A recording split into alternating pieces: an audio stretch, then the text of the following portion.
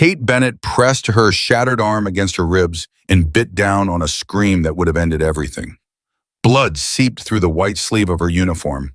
Behind that storage room door, 300 of the most dangerous people in America were drinking champagne. And the man walking toward her right now, the one whose footsteps she recognized in her bones, was Damon Blackwell, the Mafia heir who had just smelled her blood from across the ballroom. Before we begin, please subscribe to the channel and stay with this story until the very end. And drop a comment telling me what city you're watching from. I want to see how far this story has traveled tonight. Now let's begin. Kate Bennett had survived 26 years on this earth by being invisible. She had perfected it the way other women perfected their makeup or their laugh. Stand in the corner, speak only when spoken to, smile when the wealthy people tell their unfunny jokes. Refill the champagne flute before the rich woman notices it's empty. Disappear before anyone remembers your name. Tonight, that survival skill was the only thing keeping her alive. She pressed her back against the cold metal shelving in the third-floor storage room of the Blackwell estate, and she stopped breathing. Just stopped. Because if she breathed, she would whimper, and if she whimpered, someone would hear, and if someone heard, she would lose everything. Her right arm was broken. She knew it was broken because she had heard it snap, a sound like a dry branch under a boot heel. The pain had come 3 seconds later, slow and sickening, climbing up her shoulder and into her teeth.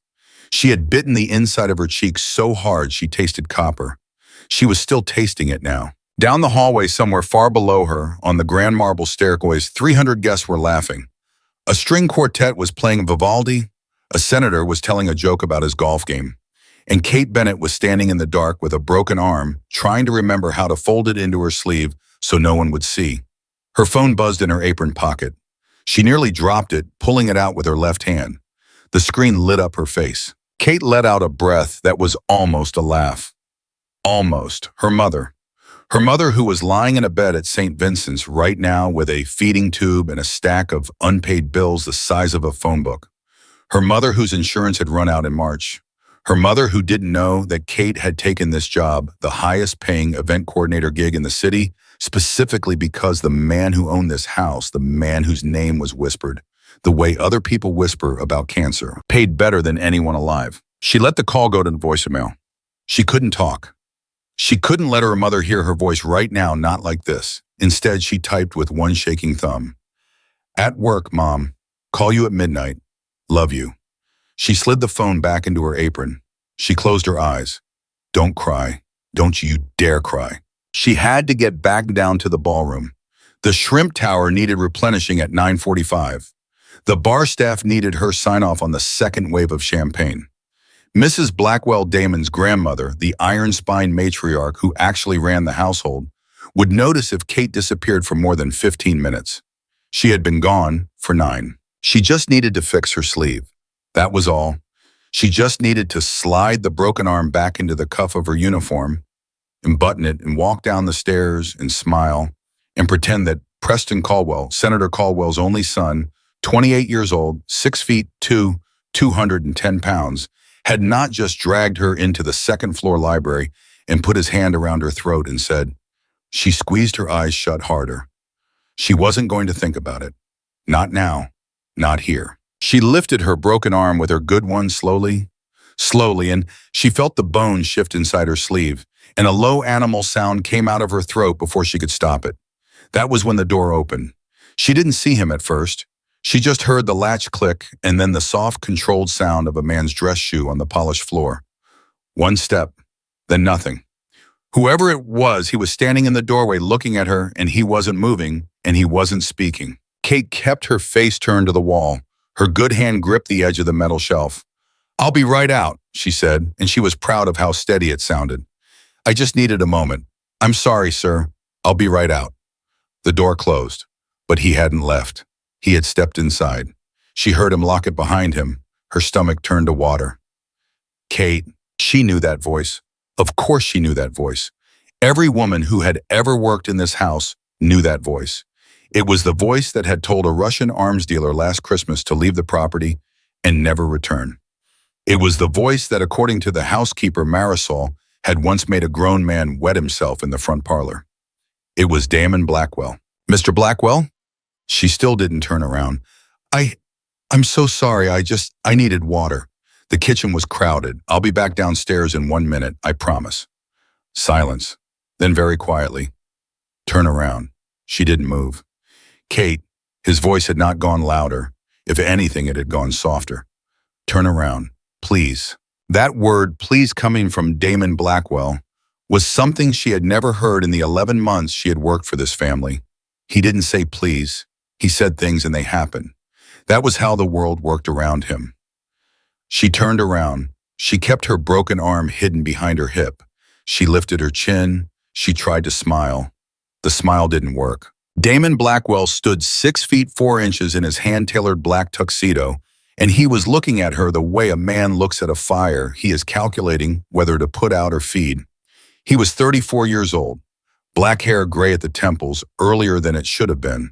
A face that had been described by a magazine once as severely beautiful, which Kate had thought at the time was a stupid phrase, in which she now understood entirely. He had the kind of stillness that made other men in the room go quiet without knowing why. His eyes went to her sleeve.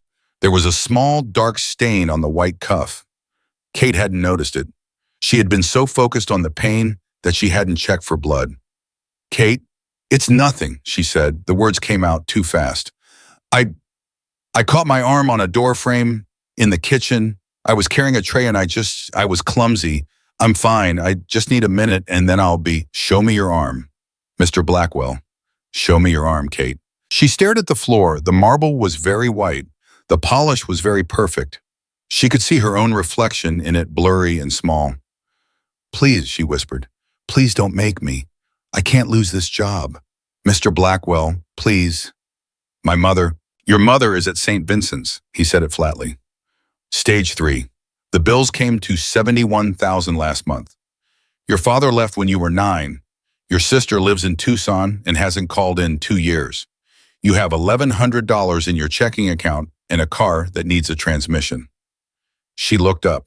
He was watching her with no expression at all. Her voice cracked. How do you know that? I know that about everyone who works in my house. He took 1 step closer. Show me your arm. She didn't move. He waited. He waited the way a man waits who has all the time in the world and none of the patience. Finally, with her good hand, Kate pulled her broken arm out from behind her hip and held it up.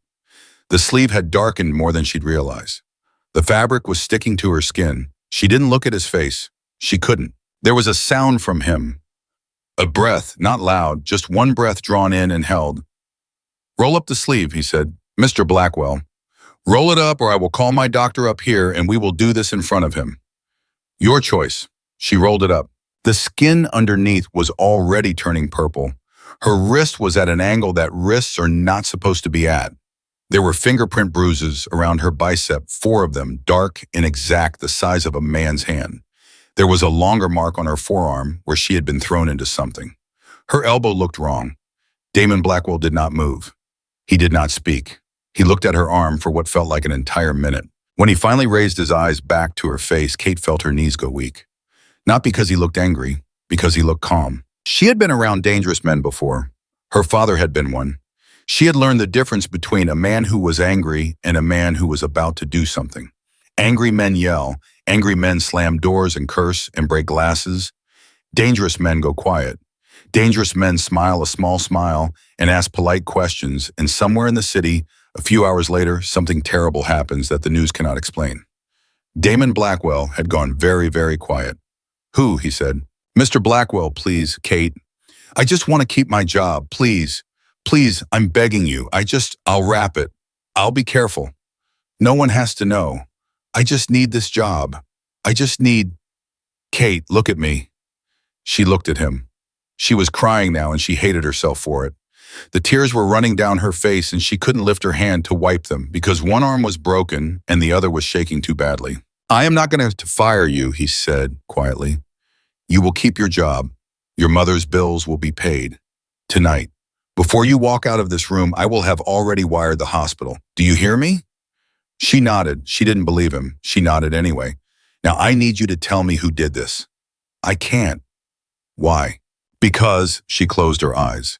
Because his father is downstairs. Because his last name is on a building 2 miles from here. Because if I say his name out loud, I'm done. My family is done.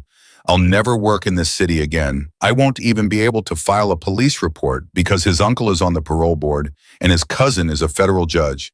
And my word against his. She stopped. She was babbling. Kate. He had moved closer. He was 3 feet away from her now. Look at me. Look at my face. She looked. Do you understand who I am? It was not a question. She nodded. Then say his name. She swallowed. Her mouth was dry. Preston, she whispered. Preston Caldwell. She watched it land on him. There was no flinch, no widening of the eyes, no twitch of the jaw. Damon Blackwell received the name the way the ocean receives a stone. It went in, it disappeared. The surface stayed flat. But she saw something behind his eyes shift the way a wolf's eyes shift when it sees movement in the trees. Was he alone? No. How many? I don't know. I didn't see all of them. I think there were 3 in the library, but I heard them before. In the hallway, laughing. Someone said he could have me first because he saw me first. I think there were more. Maybe 4 others outside. I don't know. I'm sorry. I should have counted. I should have... Stop. He held up one hand. You did nothing wrong. Nothing. Look at me. Did you hear me? She nodded. Say it. I didn't do anything wrong. Again. I didn't do anything wrong. Good. He was already pulling his phone out of his inner jacket pocket. Sit down, Kate. On that crate. Sit. She sat. Her legs gave out as soon as she tried, and she half fell onto the wooden crate behind her. Her broken arms screamed. She bit her cheek again. He held the phone to his ear. He turned slightly away from her. When he spoke, it was in a voice she had never heard him use before. Not the polite voice he used for senators. Not the cold voice he used for business calls. This voice was quieter, older. It sounded like a voice that had given orders before in places where the orders had never been written down. It's me, he said. I need you upstairs. 3rd floor, East Storage. Bring Mateo. Bring the doctor. Yes, the doctor. Now.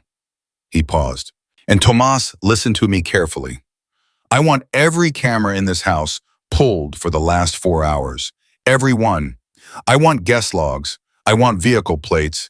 I want the names of every man Preston Caldwell walked in with tonight. Every man he spoke to. Every man who laughed at his jokes. I want them by the time the sun comes up. Pause. No, not the police. Us. He hung up. He turned back to her. She was staring at him. She knew distantly that her mouth was open. She knew distantly that she should be afraid.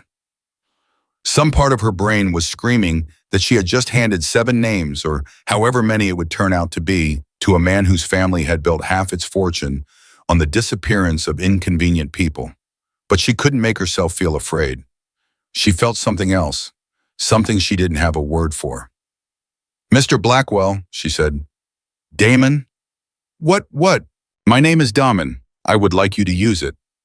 He crouched in front of her so his face was level with hers. He did not touch her. He kept his hands on his own knees as if he understood, without being told, that she could not bear another man's hand on her tonight. Kate, I need to ask you something, and I need you to tell me the truth. Okay. Damon's voice did something then. It almost broke. He recovered it before the next word. Did he do anything else to you? Anything other than your arm? She knew what he was asking. No, she said. No, I got away. When my arm broke, I think it surprised him. He let go. I locked myself in here. She watched him close his eyes, just for 1 second, just for one breath. And in that 1 second, she saw something on his face that no one, no senator, no rival boss, no journalist, no enemy had ever seen on the face of Damon Blackwell. Relief. Then it was gone, and he was the stone wall again. Good, he said. Good, Kate. You did good. You ran. That was the right thing. You did everything right tonight. I broke my arm. He broke your arm. His voice was very flat. There is a difference. Say it back to me. He broke my arm. Yes. There was a soft knock at the door. 3 taps, a pause. 2 taps. Damon stood up. He crossed the room and unlocked the door. 3 men came in. One was older, in his 60s, carrying a leather doctor's bag. One was a man Kate had seen before but never spoken to, broad-shouldered, scarred along the jaw. The third was younger, maybe Damon's age, with the quiet eyes of a man who watched doors for a living. The older man went straight to Kate. He did not introduce himself. He just knelt and said, "May I, Miss Marsipin?" And when she nodded, he began to examine her arm with the gentlest hand she had ever felt. The other two men stood with Damon by the door. Damon was speaking to them in a low voice. Kate caught only fragments. Caldwell Preston and at least 4. The senator stays. He doesn't get to lose his son and his career on the same night. That's a complication we don't explain. By sunrise, all of them. I don't care where they are. I don't care if they're at home in bed next to their wives. By sunrise. The girl gets nothing on her. Nothing. She was here. She was working. She knows nothing. Her mother. Tonight. Wire it tonight, every cent owed, plus the next year prepaid. Anonymous donor. The doctor was bandaging her arm now.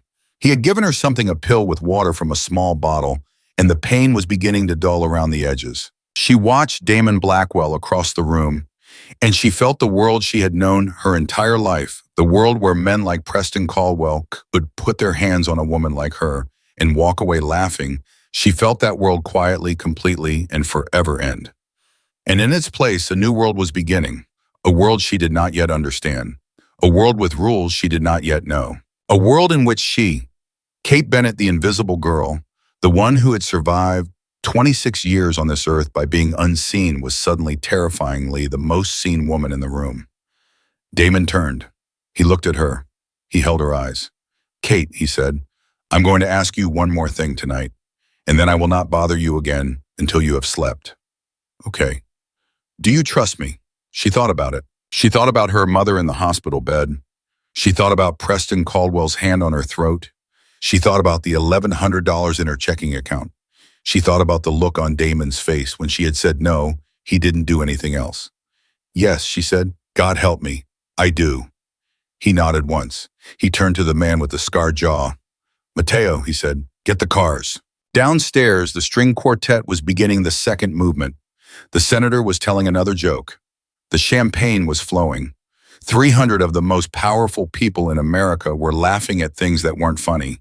And in the third-floor storage room in a house older than the country it stood in, a man named Damon Blackwell was placing a phone call that would, before sunrise, cause 15 men to disappear from the face of the earth. Kate Bennett didn't know the number was going to be 15.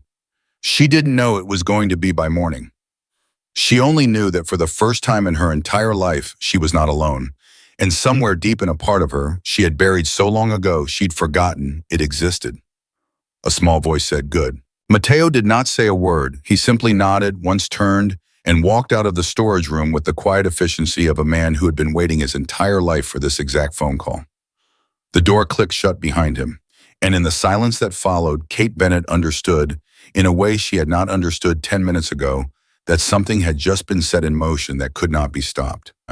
The doctor was still working on her arm. He had cut her sleeve open with a small pair of surgical scissors. He was murmuring things to her. "This might pinch, Miss." Deep breath. "Now, Miss, you're doing wonderfully." And Kate was nodding along like a child, but she wasn't really hearing him. She was watching Damon. Damon had walked to the far wall of the storage room. He had his phone to his ear again. He was speaking even more quietly than before, and Kate caught only the cadence of it, not the words. But she could read the rhythm. Short sentences, pauses, a small nod, another short sentence. He was the kind of man who said exactly as much as a thing required and not one word more. He hung up. He slid the phone back into his jacket. He turned around. "Dr. Reyes," he said, "how is she?" "The arm needs a proper set, Mr. Blackwell. I can stabilize her here, but she needs an x-ray and a mat tonight, ideally." "Can she walk?" "She can walk. She shouldn't drive." "She won't be driving. She won't be walking out of the front door either." Damon looked at Kate. "Kate, listen to me. There are 300 guests downstairs. If you walk out of this house with a sling on your arm tonight, half the people in this city will know what happened by breakfast. Some of them will be on Caldwell's side. Some of them will not. We are going to take you out the service entrance. You are going to ride in the second car. Dr. Reyes will go with you. You'll be at a private clinic in 20 minutes. You will be home in your own bed by sunrise. Do you understand what I'm telling you?" She nodded. Her throat had gone too dry to speak. Good. I need you to do one more thing for me before you leave. Anything. He paused at that, just for a fraction of a second. She saw something flicker across his face that she could not name. I need you to write down every detail you remember, he said. Every word he said, every word the others said, where his hands were, what he was wearing, what time it was when you left the kitchen, and what time it was when you ran. I don't need it pretty. I don't need it complete. I need everything that's in your head while it's still there. The pill the doctor gave you is going to make you sleepy in about 20 minutes. Write fast. Why, she said. Her voice was a thread. Because tonight you are not a witness, Kate. Tonight you are a record. Tomorrow you will not remember half of what you saw, and I need to know it before you forget. She nodded again. Dr. Reyes was already pulling a small leather notebook from his bag and a fountain pen, and he was opening it across her lap because her right hand was useless. I'll write, the doctor said. You talk. So she talked. She talked the way a person talks when she has been holding her breath for 9 hours and someone has finally given her permission to exhale. The words came out fast at first, then slower, then in rough, wet pieces. The library, the smell of his cologne, the way Preston Caldwell had laughed when she'd said, please don't. The other voice in the hallway, the one she didn't recognize, the one that had said, take your time, Prez, we'll keep watch. The hand on her throat. The wall against her shoulder blades. The moment she had brought her knee up the way her mother had taught her when she was 12. The crack of her arm against the corner of the desk when he'd thrown her down. The sound of her own voice somewhere far away telling her to get up, get up, get up. She talked until her voice gave out. Damon did not interrupt her once. When she was done, the doctor closed the notebook and slipped it inside his jacket. Damon crossed the room and crouched in front of her again, the way he had before. He still did not touch her. You did well, he said. You did very well. It's done now. You are not going to think about it again tonight. Do you understand me? I'll try. Good. He stood. He looked at the third man, the younger one, with the door watcher's eyes. Joaquin, take her down through the kitchen. Out the south entrance. Car 2, don't let anyone see her face. If anyone stops you, you tell them she's a caterer who got sick. Nothing more. Yes, sir. And Joaquin. Damon's voice dropped half a register. If anyone tries to stop you, anyone at all, and they don't take, she got sick for or an answer the first time, you bring her back up here. You do not engage. You do not improvise. Bring her back up. Are we clear? Crystal, sir. Joaquin offered Kate his arm. Not his hand. His arm. Bent at the elbow like an usher at a wedding. She understood with a small sting behind her eyes that he had done this before. He knew not to grab. He knew not to startle her. He knew exactly how to move a hurt woman through a crowd. She took his arm with her good hand. She looked back just once at Damon Blackwell. He was already on his phone again. He was looking down at the floor. He looked for one strange second like a man who had aged 10 years and 20 minutes. Then he raised his eyes and saw her looking. He held her eyes. He did not smile. He did not nod. He simply looked at her in the way a man looks at something he has decided in that exact moment will be the most important thing in his life from now on. Then she was through the door. The hallway was empty. Joaquin moved her along it, the way you move a glass of water.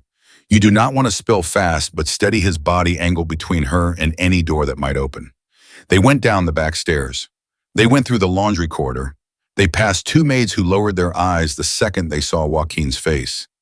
He nodded at them. They kept walking. The kitchen was a war zone of caterers, but no one looked up. No one looked at Kate's arm. No one looked at Kate's face.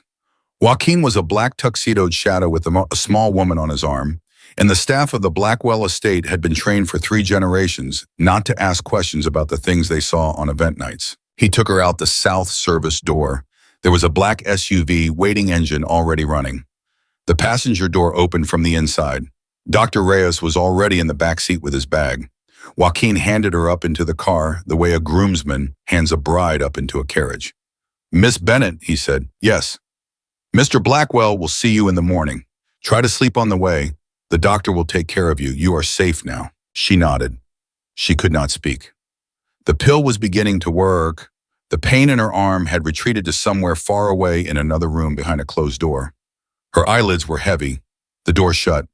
The SUV pulled away from the south entrance of the Blackwell estate at exactly 9:58 on a Saturday night in October. It was the last time, although she did not know it yet, that Kate Bennett would ever live in the world she had been born into. Inside the house on the ballroom floor, the gala was reaching its peak. Senator Howard Caldwell, 62 years old, three-term incumbent, presumptive presidential candidate for the next election, was holding a glass of bourbon and laughing too loudly at something the governor had said. He had not seen his son Preston in approximately 40 minutes, but this was not unusual. Preston was 28, and Preston was the senator privately thought an embarrassment most weekends. Preston had probably wandered off with someone. He'd circle back. Senator Caldwell took a long pull of his bourbon and continued laughing. Across the ballroom near the staircase, Damon Blackwell stepped back into the party. He had changed his pocket square. The old one had a small spot of blood on it that no one but him would have noticed. He had wiped his hands. He had checked his watch. He had taken a single deep breath in the hallway and let it out. And then he had walked down the grand staircase with the same easy half smile he used at every event his grandmother forced him to attend. He found his grandmother first, Eleanor Blackwell, 81 years old, in a black silk gown that had cost more than most people's cars. She was holding court near the orchid arrangement. "Diamond," she said, "where on earth have you been?" "Phone call, Hong Kong." "At this hour, they keep their own hours, grandmother. You know that." She studied him with the eyes that had outlived 2 husbands and 3 federal investigations. "You look strange. Are you well?" "I'm well." "Damon." "Grandmother, I'm well. I'd like to introduce you to Senator Caldwell's wife if you haven't met her. I think you'd find her interesting." He was the only person on earth who could get Eleanor Blackwell to drop a question by changing the subject. She let it go. She let him steer her toward the senator's wife. He kissed her cheek. He turned away. He found Senator Caldwell 2 minutes later. "Senator, Damon, hell of a party, hell of a party. My grandmother sends her regards. She wanted me to ask you something." "Anything for Eleanor, anything at all." "She wanted to know," Damon said, his voice friendly, his eyes flat, "whether your son was enjoying himself tonight. She hasn't seen him in some time. She was worried he might have left without saying goodbye." The senator blinked. Then he laughed.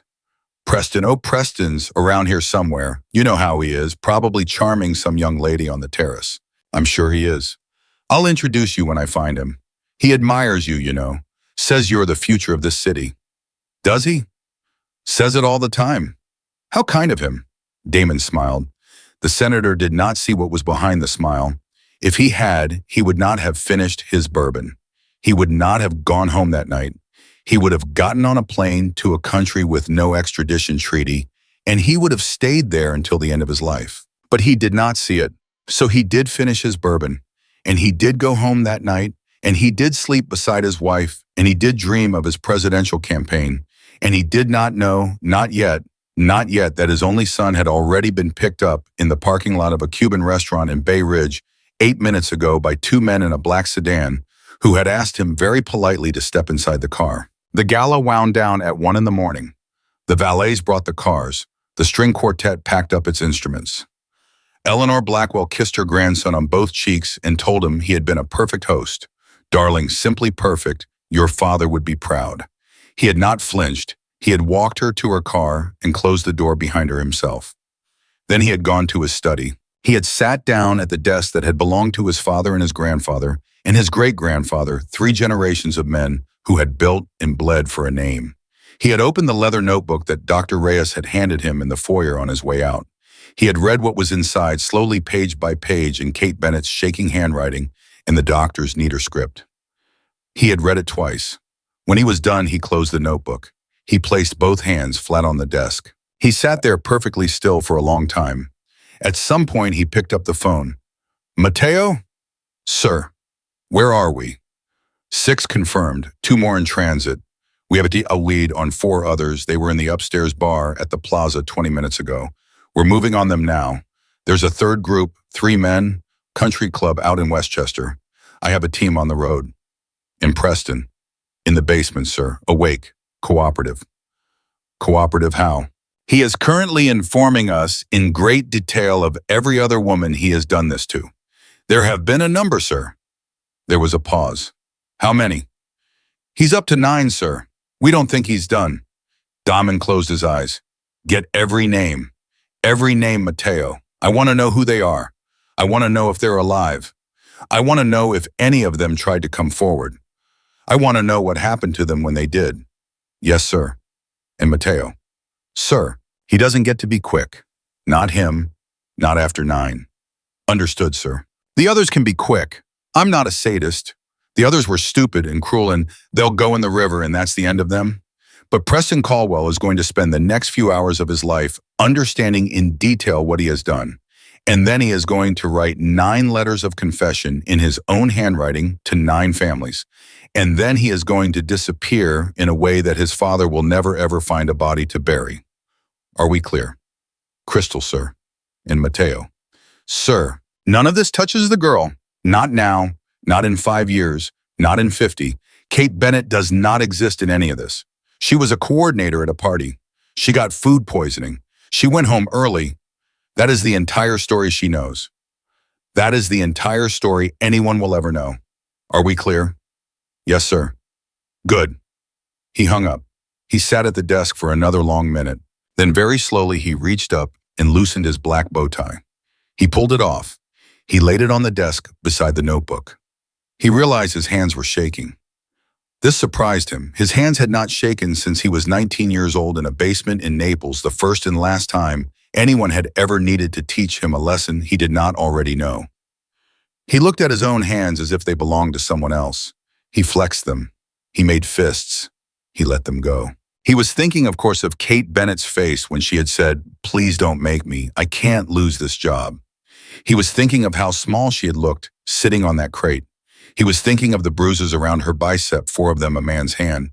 He was thinking of the way she had said his name, Damon, for the first time, like she was tasting a word in a language she didn't speak. He was thinking, although he would not have admitted it to anyone alive, that something had happened to him in that storage room that he did not know how to undo. Across town in a small apartment over a Vietnamese grocery, Kate Bennett was already asleep. Dr. Reyes had set her arm. He had given her a stronger pill.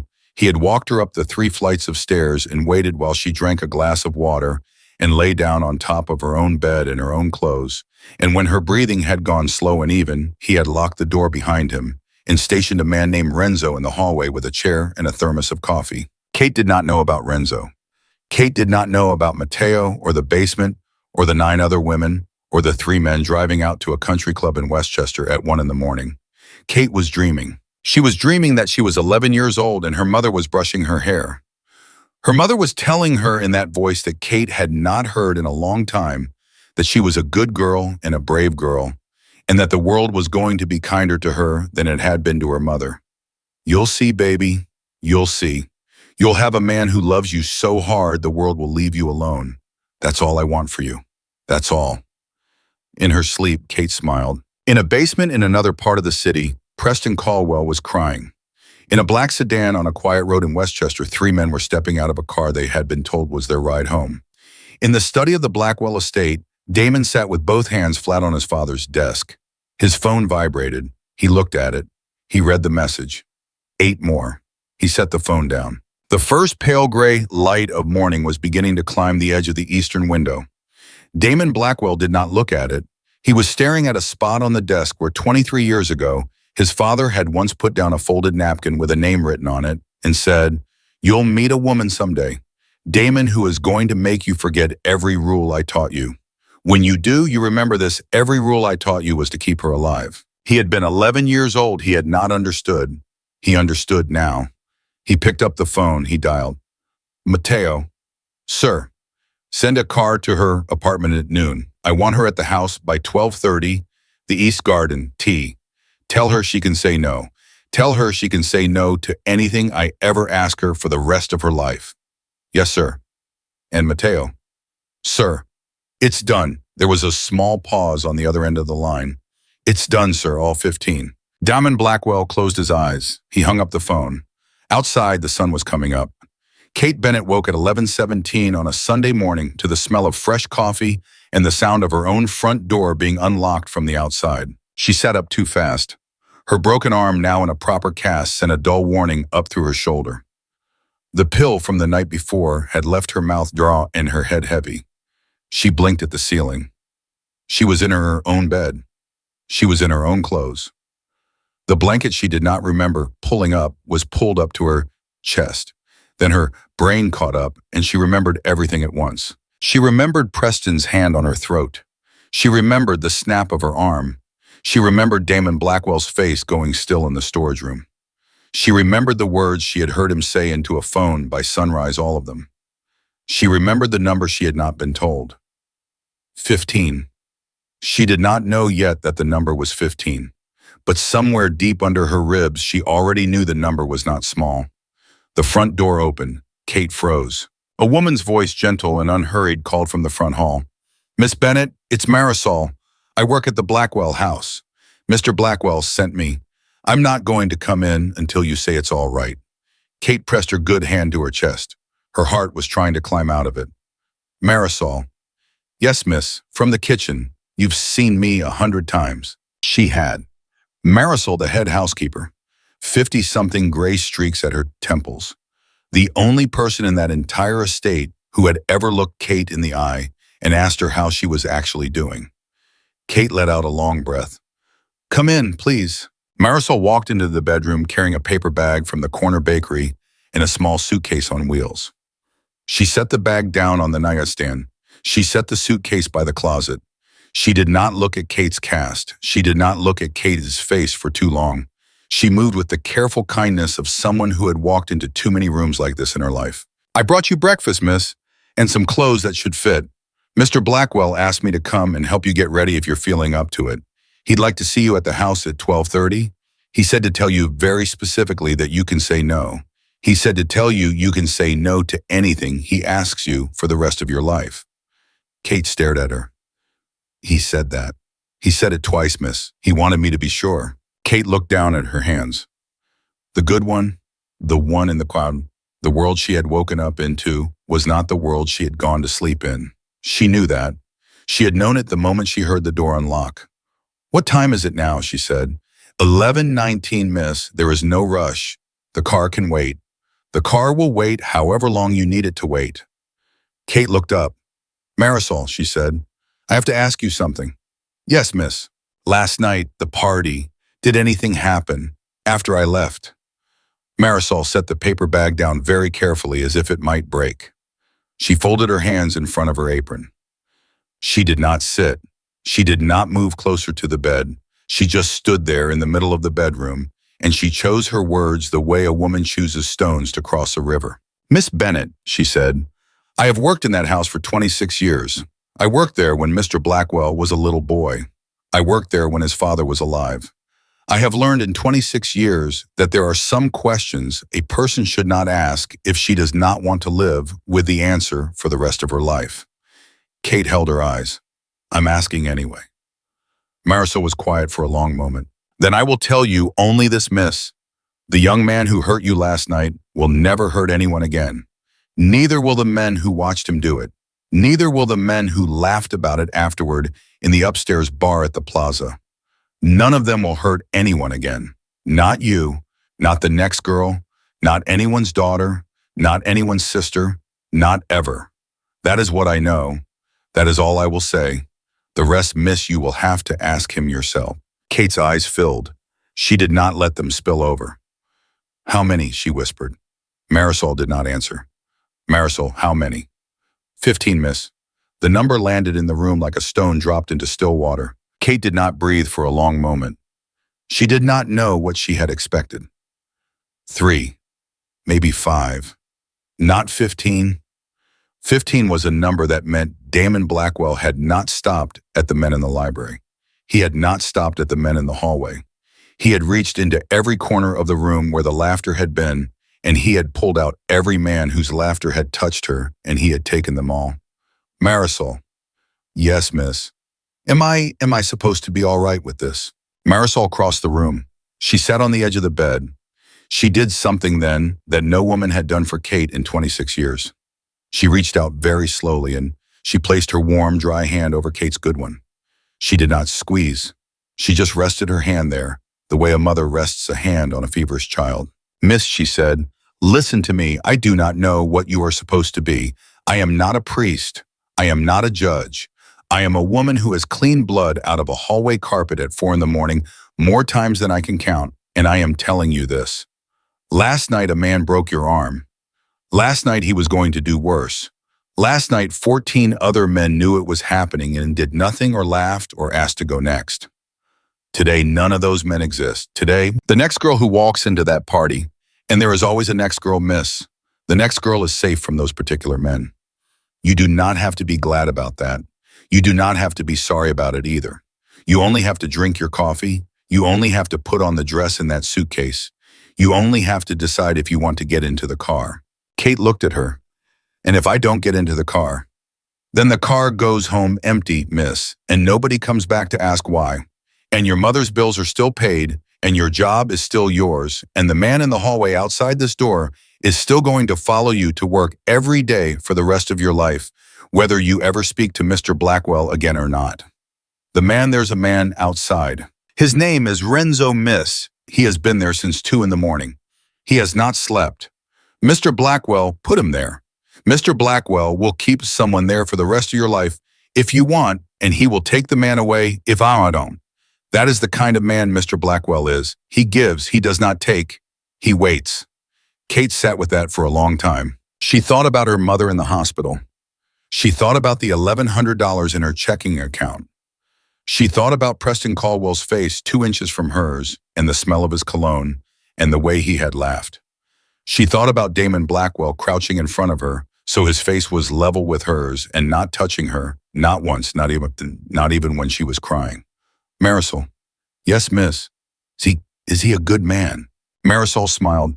It was a small smile and a sad one, and it was the truest thing Kate had seen on a human face in a long time. Miss Bennett, she said, Mr. Blackwell is not a good man.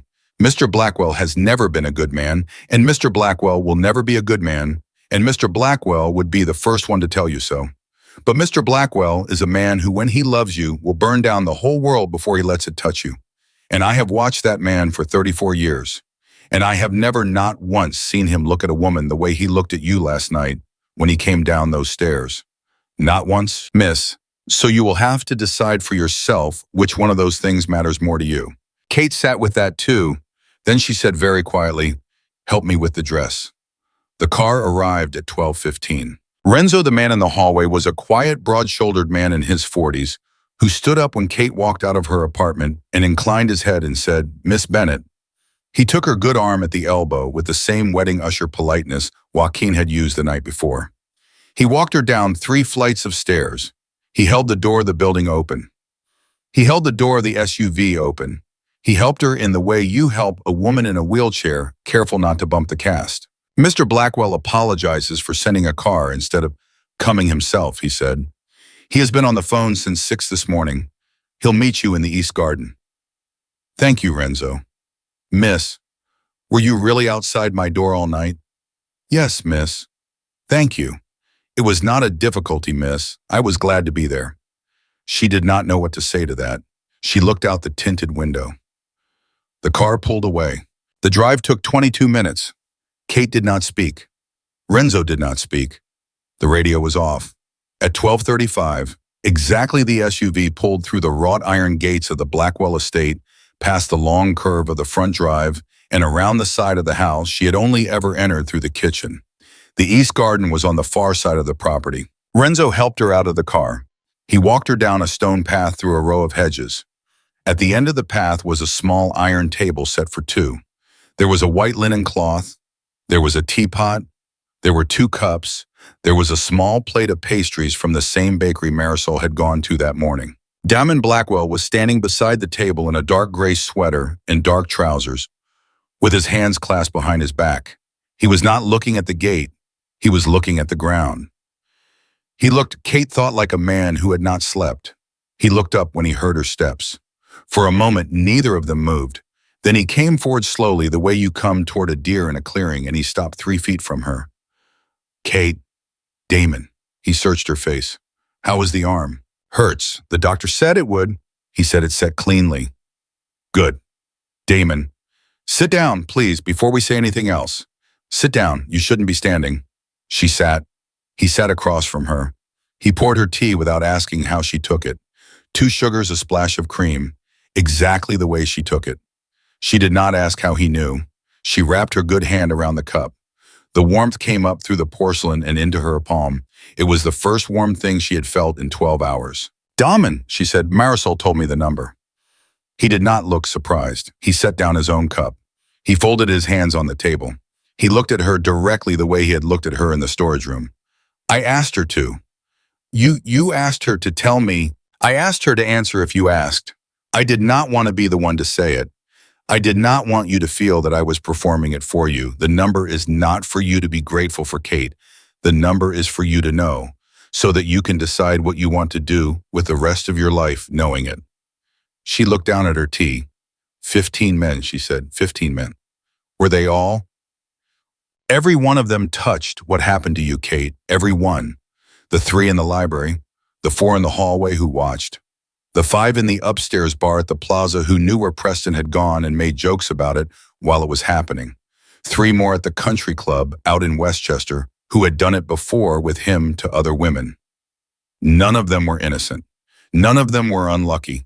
None of them were in the wrong place at the wrong time. They were exactly where they were because of exactly who they were. Other women. 9 that we know of, maybe more. We're still going through what he told us. There were 9 women, Kate. Some of them were 16 years old. One of them is dead. She killed herself in 2021. Her family was told it was unrelated. It was not unrelated. Kate's good hand began to shake. She set the teacup down before she dropped it. Damon. Yes. Why are you telling me this? He was quiet for a long moment. Because you asked me last night if you should feel guilty for not regretting what was going to happen. I did not answer you then. I am answering you now. The answer is no, Kate. You should not feel guilty. You should not feel anything. What happened last night was going to happen to someone eventually. It happened to you, and then it stopped happening. To you and to every woman who would have come after you for the rest of his life. That is the only good thing about last night. The rest of it is something I will carry, not you, me. She was crying. She did not know when she had started. Damon. Yes. I should be afraid of you. Yes. I'm not. I know. I don't understand why I'm not. He looked at her for a long time. Kate, he said, may I tell you something my father told me when I was 11 years old? Yes. He said that someday I would meet a woman who would make me forget every rule he had taught me. And he said that on the day I met her, I should remember that every rule he had taught me was to keep her alive. She held her breath. I thought it was nonsense, he said. I thought it was the kind of thing fathers say to sons because they don't know how to say what they mean. I am 34 years old. I have not thought about that conversation in 23 years. I thought about it last night, at 3 in the morning, at the desk that used to be his. Damon, I am not saying anything to you, Kate. I am not asking anything from you. I am telling you why when you walked into that storage room last night with your arm broken, my hands stopped working for a full second before I could get them under control. I am telling you why 15 men are gone today and not 3. I am telling you why there is a man named Renzo who is going to be outside your apartment every night for as long as you live, whether you ever see me again or not. I am telling you because you asked me why you are not afraid. The answer is that some part of you, Kate Bennett, knows what some part of me has known since last night. And we are going to have to figure out, you and I, what to do about that. But not today. She could not speak. He picked up his own cup. He took a sip of tea. He set it back down. His hand, she saw, was perfectly steady now. Today, he said, you are going to drink your tea. You are going to eat one of these pastries because Marisol will be heartbroken if you don't. And then Renzo is going to drive you to St. Vincent's. Your mother is in a private room as of this morning. The bill for the rest of her treatment, however long it takes, is paid. Her doctor's name is Patel. He is the best in the city. He is expecting you at 2. Kate was openly weeping now. She did not try to hide it. She did not try to stop it. She just sat at a small iron table on the east lawn of the Blackwell estate with a cast on her right arm and a teacup in her left hand, and she let 26 years of holding it in come out of her at once. Damon did not move. He did not touch her. He did not speak. He just sat across from her and let her cry the way a man sits on a porch and lets a storm pass. When she could breathe again, she lifted her face. Her makeup was gone.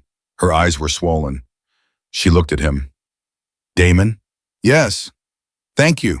He shook his head once. Not for that, Kate. Never for that. For my mother, then. He almost smiled.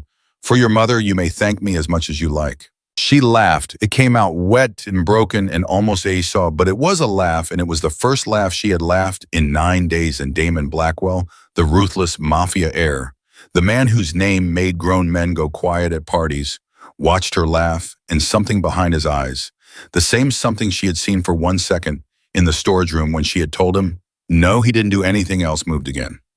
He picked up the plate of pastries. Eat, he said. Marisol is watching from the kitchen window. I can feel it. Kate took a pastry. She ate it with one hand at a small iron table on the east lawn of a house that she had until last night only entered through the service door. Across the table, a man who had ordered the deaths of 15 people before sunrise drank his tea and watched her eat and did not say another word and did not need to. Renzo drove her to St. Vincent's at 1:45. He did not speak the whole way. He had stopped trying to make small talk after the first attempt that morning when Kate had looked out the window and not answered him. He understood the way men in his profession learn to understand that some silences are not rude. Some silences are a woman trying to hold herself together with both hands. She held the bakery bag in her lap. Damon had wrapped 2 more pastries in a napkin and put them in a paper sack and pressed it into her good hand at the end of tea. For your mother, he had said. She'll like the almond one. Kate had not asked him how he knew her mother liked almond. She was not asking him how he knew anything anymore. The hospital lobby was the same hospital lobby she had walked through every Tuesday and Friday for the last 14 months. The same fluorescent lights, the same old man in the wheelchair by the window, the one who waved at everyone whether he knew them or not. Kate waved at him with her good hand, and he waved back, and for one strange moment, she felt the old version of herself try to put itself back on like a coat that no longer fit. The old Kate took the elevator to the 4th floor. The old Kate walked down the long hallway to room 411. The old Kate paused at the door to fix her face the way she always fixed her face before walking in, because her mother was dying and her mother was not going to die looking at a daughter who was crying. Then the old Kate opened the door. Her mother was not in room 411. The bed was empty. The IV stand was gone. The little machine that beeped the one Kate had grown to hate was unplugged and pushed against the wall. Kate's stomach dropped through the floor. Mom. A nurse appeared at her elbow. Kate didn't recognize her. New face, young, kind eyes. Are you Kate Bennett? Where is my mother? Where is... She's been moved, sweetheart. She's been moved upstairs. 8th floor, the Whitfield wing. Dr. Patel had her transferred this morning. The what wing? The Whitfield wing on private rooms. It's a beautiful unit. Top of the building. You take the elevator on the right all the way up, and there's a desk when you get off. They're expecting you. Kate stared at her. The Whitfield wing was the wing that congressmen went to die in. The wing where rooms cost $4,000 a night. The wing Kate had walked past exactly once on the day she had been touring the hospital with the social worker who was trying to figure out how on earth they were going to keep her mother alive on Medicaid. She thanked the nurse. She walked back to the elevator. She pressed the button for 8. The elevator went up. The doors opened. She had stepped into a different country. A woman behind a wooden reception desk smiled at her without looking at the cast and said, Miss Bennett, welcome. Your mother is in suite 806. Dr. Patel is finishing rounds and will be with you in 15 minutes. May I bring you anything? Coffee, water? We have a kitchen. No, thank you. 806. Right down the hall, miss. Kate walked down the hall. The door to suite 806 was open. Her mother, who had been gray-faced and shrinking on the 4th floor for the last 6 months. Her mother, who had stopped recognizing visitors on bad days. Her mother, who Kate had begun to grieve already in small daily pieces. Her mother was sitting up in a real bed in a clean nightgown that Kate had not bought her drinking from a real mug, looking out a window at a real view of the river. She turned her head when Kate walked in. Her eyes were clear. For the first time in 8 weeks, her eyes were clear. Itty, she said. Kate dropped the bakery bag. She crossed the room in 3 steps. She knelt by the bed.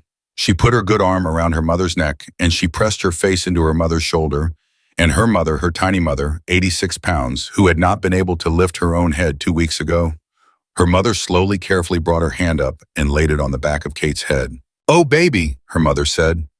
"Oh, my baby, what did you do?" Kate could not answer.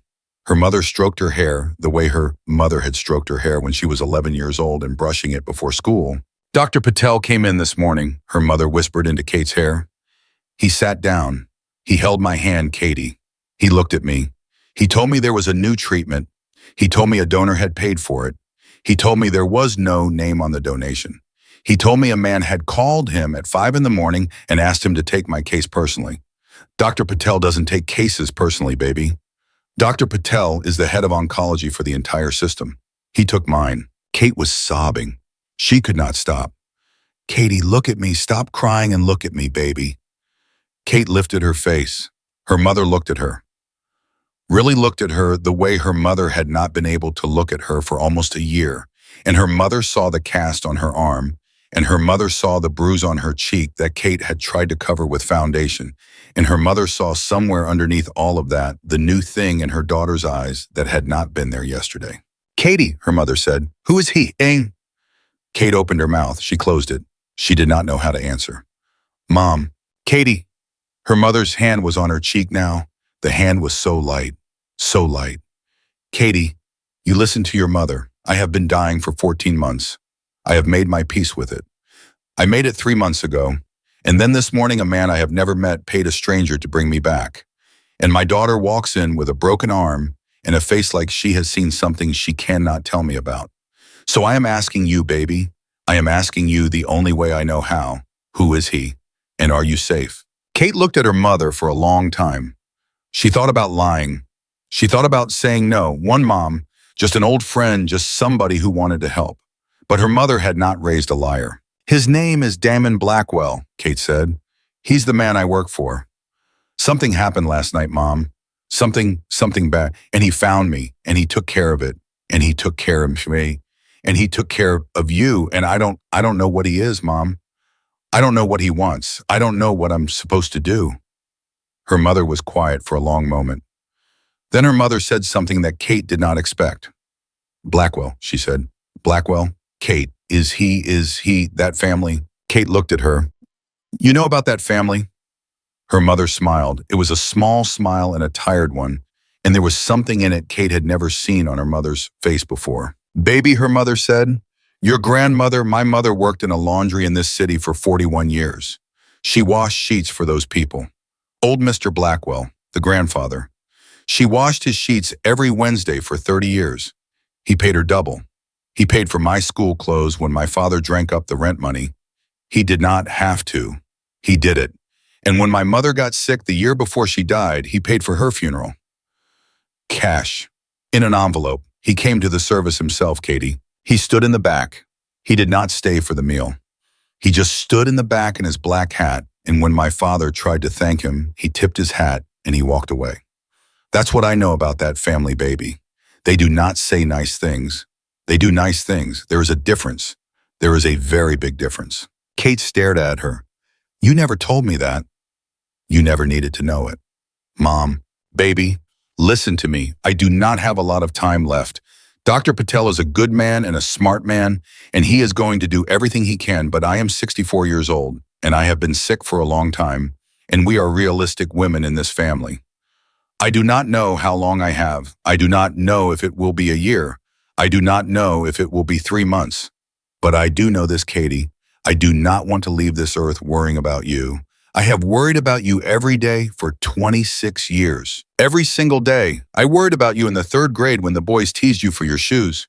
I worried about you in high school when you came home crying about that boy who didn't deserve you.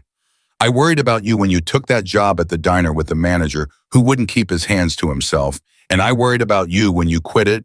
And I worried about you the day you took this job at that house, even though I could see you didn't want to tell me where you'd be working. I have worried about you for 26 years, baby.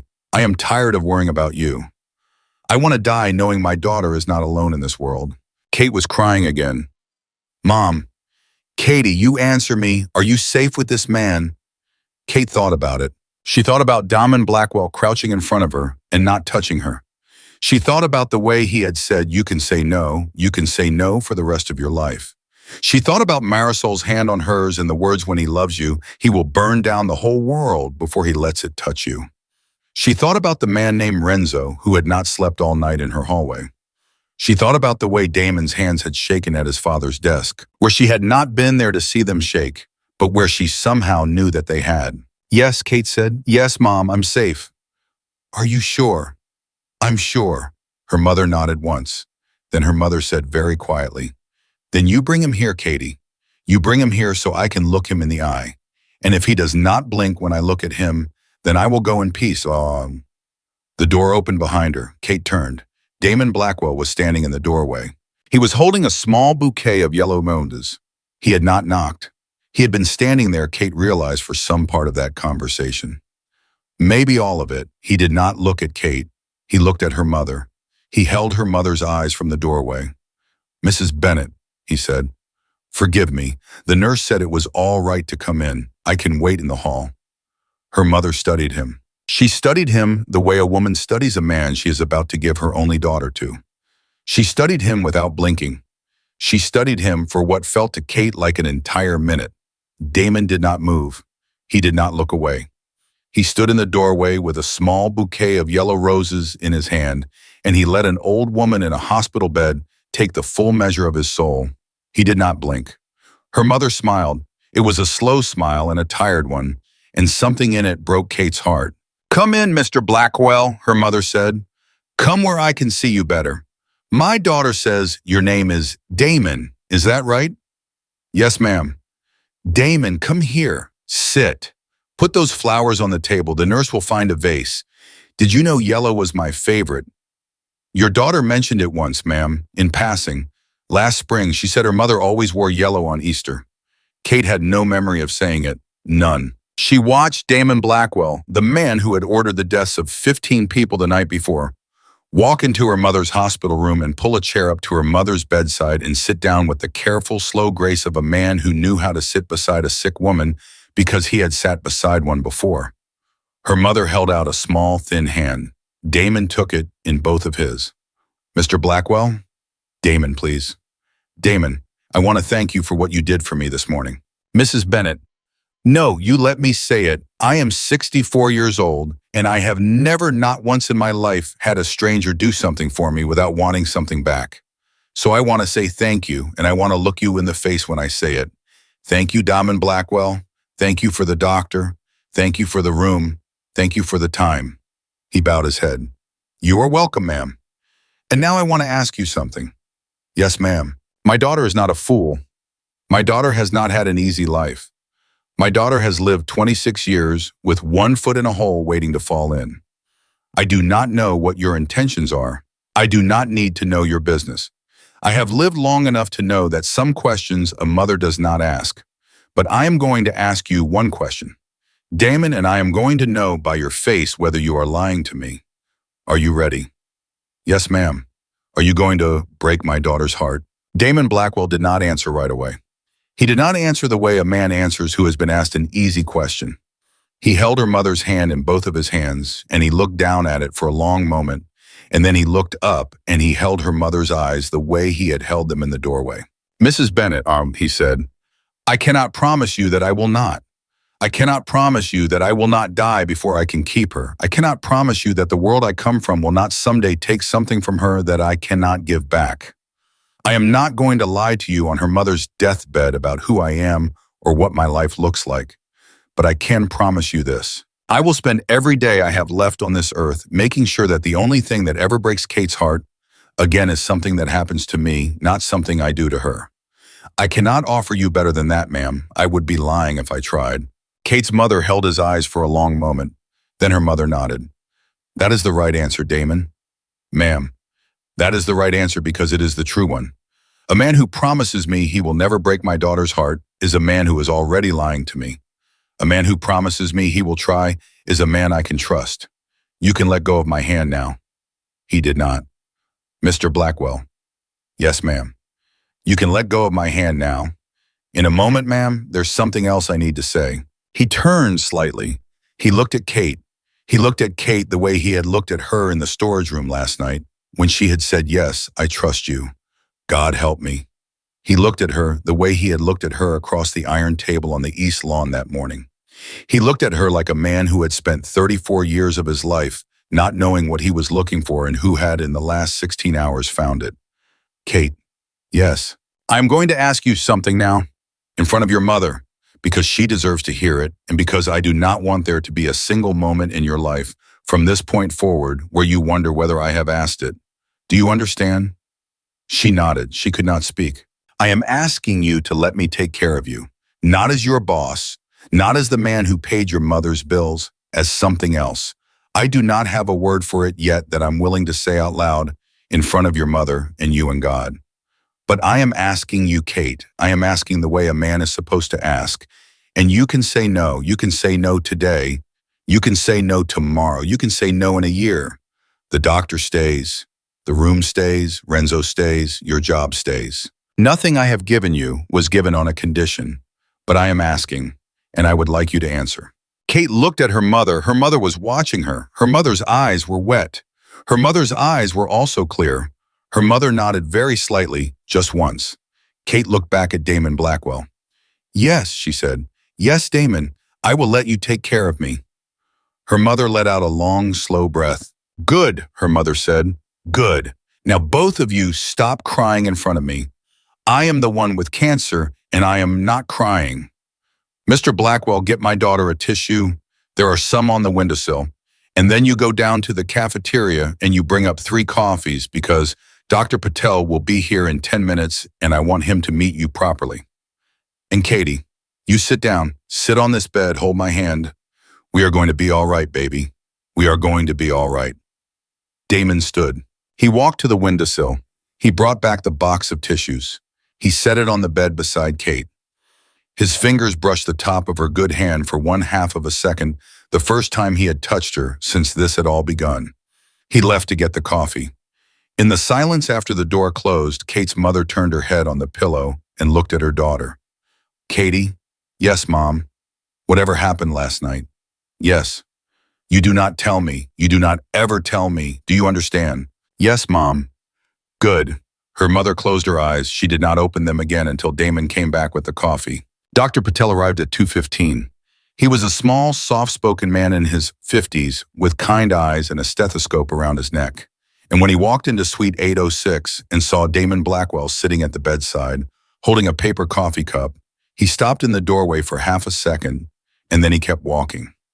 He did not bow. He did not flinch. He shook Damon's hand once firmly, and then he turned to Kate's mother as if Damon Blackwell were not in the room at all. "Mrs. Bennett, I have your numbers from this morning. I have good news, not big news.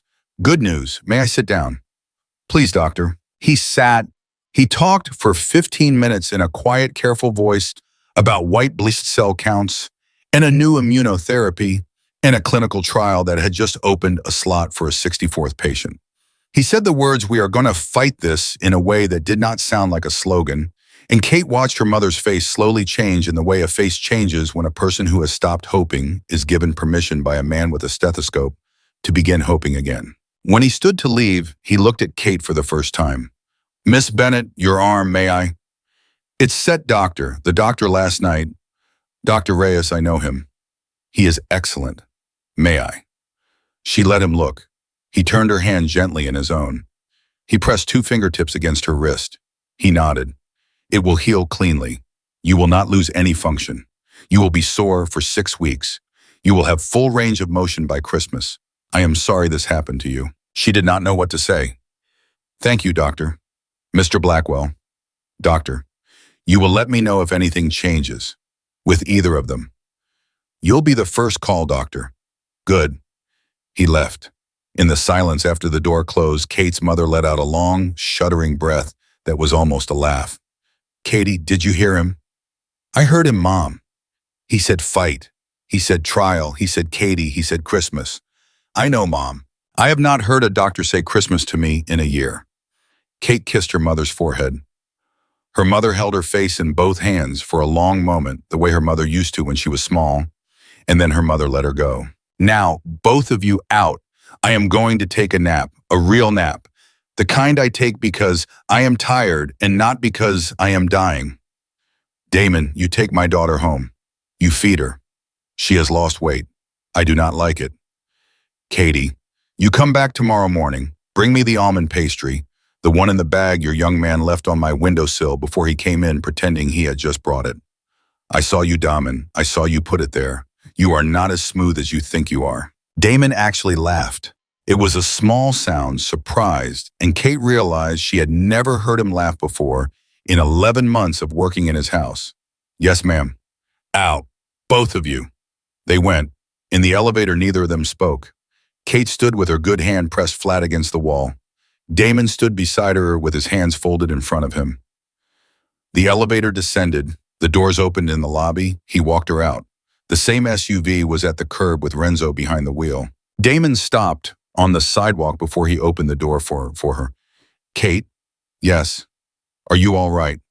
No, she said, but I think I will be, eventually. Is that the right answer? It's the only honest one. Damon? Yes. Take me home, to my apartment, not to your house, not yet. I need to be in my own bed tonight. Is that all right? Of course, you're not angry. He looked at her for a long moment. Kate, I will never be angry with you for telling me what you need. Get in the car. She got in the car. He shut the door. He did not get in with her. He stepped back and tapped the roof twice with his knuckles, and Renzo pulled away from the curb. Kate watched him in the side mirror, standing on the sidewalk with his hands in his pockets until the SUV turned the corner and he was gone. That was Sunday, 3 weeks passed. In those 3 weeks, Kate Bennett's life rearranged itself around her without ever once asking her permission, and yet somehow in a way she could not quite explain to herself, never against her will. The arm healed. Dr. Reyes came to her apartment on Tuesdays and Fridays to check it. The cast came off in week 6. She had full range of motion by Thanksgiving, exactly as Dr. Patel had said. Her mother began the trial in week 2. By the end of week 3, her white cell count was up. By the end of week 4, she had gained 6 pounds. By the end of week 5, she walked the length of the hallway on the 8th floor on her own 2 feet holding Kate's hand. And when she reached the end, she turned and looked at her daughter and said, Katie, I think I'm going to live. Kate did not work the parties anymore. Not because Damon had asked her to stop, because she could not bring herself to walk back into that house yet, and Damon had understood without being told. Instead, he gave her a different job. He gave her his foundation. The Blackwell Family Foundation, a small, quiet thing that had existed for 60 years and given out a few $100,000 a year to causes nobody had ever heard of, run by a tired old lawyer named Mr. Halverson, who had been waiting 11 years for permission to retire. Damon offered Kate the job in the 2nd week. Fix it, he had said.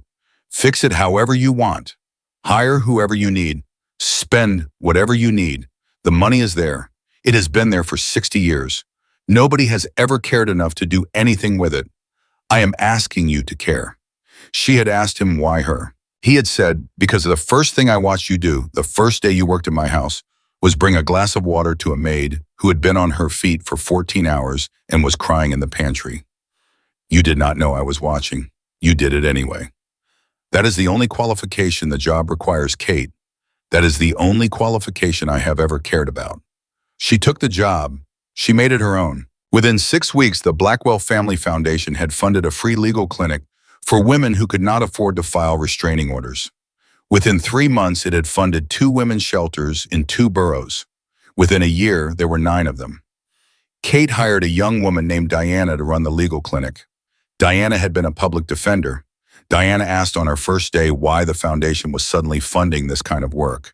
Kate had looked at her across the desk and said very simply, because no woman in this city should ever have to walk into a storage room alone again. Diana had not asked anything else. Kate and Damon took it slowly. He did not push. He did not press. He came to her apartment on Thursday evenings, and they ate dinner together at her small kitchen table, usually something Marisol had sent over because Damon, it turned out, could not cook. They talked. They did not always talk about anything important. He told her about his grandfather. He told her about the day his father had died when he was 19 in Naples. He told her slowly in pieces over the course of months about the world he had inherited. He did not pretty it up. He did not lie. He told her the parts he could tell her, and he told her plainly that there were parts he would never tell her because some things a wife should not have to carry. The first time he used the word wife in her kitchen, she froze with her fork halfway to her mouth. He had set down his own fork. He had looked at her steadily. I am not asking you tonight, Kate, he had said. I am telling you that someday I will, so that when I do, you will not be surprised, so that you will have had time to think about it. I do not believe in surprising women into the rest of their lives. She had not been able to answer. She had reached across the table and taken his hand instead. It was the first time she had ever initiated touch with him. He had looked down at her hand on his, and he had not moved, and after a moment he had turned his hand over and laced his fingers through hers, very carefully, the way you handle something that has been broken before. They had finished their dinner like that, eating one-handed. The first kiss came in week 11 on the front steps of her building after a Thursday dinner. It was November, the first cold wind of the year. She had stopped on the steps and turned to say goodnight, and he had looked at her and she had looked at him, and there was a moment when neither of them moved. She had been the one to lean up. He had been the one to catch her face in both his hands. The kiss was not the kiss of a Mafia heir and his maid. It was not the kiss of a powerful man and a frightened woman. It was the kiss of two people who had been walking toward each other since the night a girl with a broken arm had whispered a name in a storage room, and a man at his father's desk had felt his hand shake for the first time in 15 years. When they broke apart, his forehead came to rest against hers. Kate, yes, I was not going to do that tonight. I know. I was going to wait until your arm was fully healed. Damon, my arm has been healed for 3 weeks. Has it? Yes, he laughed, a real laugh this time, the second laugh she had ever heard from him. Then I have wasted 3 weeks. You have not wasted anything, she said. You have given me 3 weeks I needed. He kissed her again. He did not come upstairs. He had never in 11 weeks come upstairs. He understood the way he had understood from the first night in the storage room that some things had to come from her. He walked her to the door of the building. He waited until she was inside. He stood on the sidewalk until the light came on in her window 3 flights up. Then he got in the car and went home. Senator Howard Caldwell never found his son. He hired private investigators. He pulled federal favors. He had 3 different agencies look into Preston's disappearance quietly, without ever using the word missing in public, because a presidential candidate cannot have a missing son. The trail went cold within a week. Within a month, it stopped existing. Within 6 months, the senator stopped looking because his investigators kept coming back with the same answer, which was no answer at all. And the senator was a man who had been in politics long enough to recognize the shape of an answer he was not meant to find. He grieved privately. He drank more. His wife left him in the spring. He did not run for president. In the 4th month of Katie's new life, an envelope arrived at her apartment with no return address. Inside was a list, 9 names, 9 addresses, 9 phone numbers. There was no note. She did not need a note. She sat at her kitchen table for a long time with the list in front of her. Then she picked up the phone and called Diana at the legal clinic, and she said, Diana, I need you to find these 9 women. I need you to find them quietly. I need you to offer them anything they need. Therapy, lawyers, money, new apartments, new cities, anything. The foundation is paying. You do not need to tell them where the list came from. You only need to tell them that someone knows what happened and that someone is sorry it took this long and that someone is trying to make it right. Diana found 7 of them within 6 weeks. The 8th was found 2 months after that in Oregon, where she had moved to start over. The 9th was the one who had killed herself in 2021. Diana found her parents instead. The foundation paid for the small headstone they had not been able to afford. The headstone said, "Beloved daughter, we believed you." Kate cried for an hour the day Diana sent her the photograph of it. Damon found her crying in her own kitchen that evening. He had let himself in with the key she had given him in week 8. He sat down beside her. He read the email over her shoulder. He did not speak. He put his arm around her. She turned her face into his chest and she cried for a long time, and when she was done, she lifted her head and she looked at him. Damon, yes, I am ready. For what? For the question, the one you said you would ask someday. He looked at her for a long moment. He did not pretend not to understand. He never pretended with her. That was the thing she had come to love most about him in the end. In a life made of lies and quiet rooms and disappearances, the man she loved did not lie to her. Not once. Not ever. He stood up from the kitchen table. He walked to the front hall. He came back with his coat, and he reached into the inside pocket, and he took out a small velvet box that he had been carrying, Kate later learned, for 3 weeks. He did not get down on one knee in her kitchen. He was not that kind of man. He sat back down beside her at the table, and he opened the box, and inside was a ring that had belonged to his great-grandmother, the only Blackwell woman in 4 generations who had married for love and not for alliance. Kate Bennett. Yes. Will you marry me? Yes. You are not going to make me say a speech. No, Damon, I am not going to make you say a speech. Good. I was prepared to, but I would prefer not to. I know. He put the ring on her finger. It fit. Of course it fit. Marisol had measured Kate's hand in week 6 while pretending to admire her bracelet. He kissed her hand. He kissed her mouth. He stayed that night. For the first time, he stayed. They were married 4 months later in the small chapel on the Blackwell estate with 31 guests. Kate's mother walked her down the aisle. She had gained 20 pounds. She had her hair done. She wore yellow because her mother had told her on her own wedding day 40 years ago that a woman should always wear yellow at least once at her own daughter's wedding. Dr. Patel was there. Diana was there. Marisol cried through the entire ceremony. Renzo stood at the back of the chapel in a black suit with his hands folded in front of him, and when Kate walked past him on her father-in-law's arm, for Damon had asked, in the absence of Kate's father, if the old groundskeeper Tomas, who had known him since he was a boy, would stand in. Renzo bowed his head just once the way a man bows his head when something he has guarded for a long time is finally safe. Kate's mother lived to see her first grandchild. She held him in her arms in the same suite at St. Vincent's where Dr. Patel had once told her about a clinical trial. She named him with Kate's permission after her own father. She told him in a whisper that she was the luckiest grandmother in the world.